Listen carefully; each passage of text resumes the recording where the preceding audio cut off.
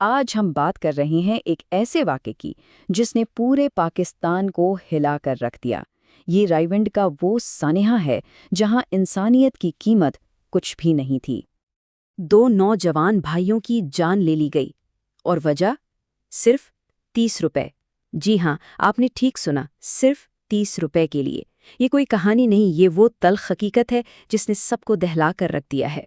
سوچنا بھی مشکل ہے نا، کہ ایک معمولی سا جھگڑا، ایک ذرا سی بات، ایک وحشیانہ دوہرے قتل میں بدل سکتی ہے۔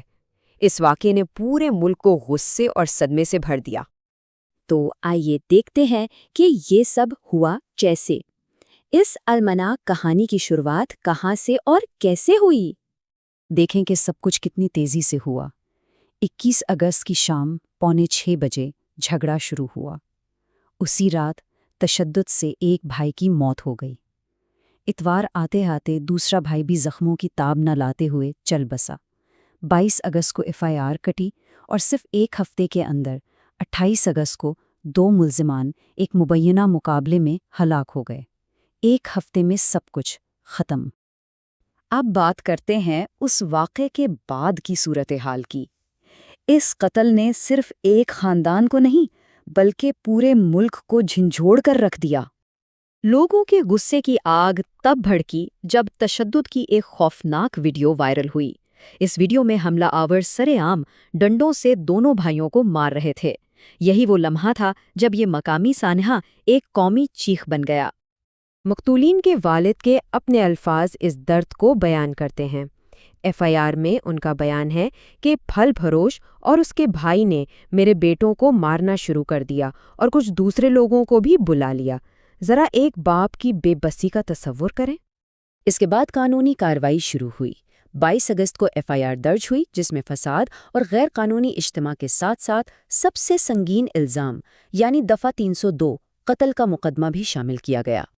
یہاں سے کہانی ایک ایسا متنازع موڑ لیتی ہے جو انصاف کے تصور پر ہی سوال کھڑے کر دیتا ہے۔ اس کیس میں کل 6 ملزمان نامزد ہوئے تھے۔ 3 کو گرفتار کر لیا گیا جن میں مرکزی ملزم بھی شامل تھا، لیکن 3 اب بھی قانون کی گرفت سے باہر ہیں۔ اور پھر کہانی میں ایک ڈرامائی موڑ آیا۔ جو ملزمان گرفتار ہوئے تھے ان میں سے 2 اویس اور شہزاد ایک پولیس مقابلے میں مارے گئے۔ اچھا، پولیس کا سرکاری موقف کیا تھا؟ ان کے مطابق پہلے ملزمان کو گرفتار کیا گیا، پھر ان کے ساتھیوں نے پولیس کی گاڑی پر حملہ کر دیا۔ اس کراس فائرنگ کے دوران دونوں ملزمان مارے گئے اور اب باقی ملزمان کی تلاش جاری ہے۔ لیکن یہاں ایک چونکا دینے والی بات ہے، آج تک اس پولیس مقابلے کا کوئی مقدمہ درج نہیں کیا گیا۔ سوال یہ ہے، آخر کیوں؟ یہ خاموشی اس کہانی میں ایک نیا ابہام پیدا کرتی ہے۔ تو یہ سب ہمیں کہاں لا کے کھڑا کرتا ہے؟ آخر میں بچتا کیا ہے؟ ایک چھوٹا سا قرض، ایک وائرل ویڈیو، ایک تباہ حال خاندان اور ملزمان کے لیے ایک تیز اور پرتشدد انجام۔ یہ ہے اس پورے سانحے کا تکلیف دہ خلاصہ۔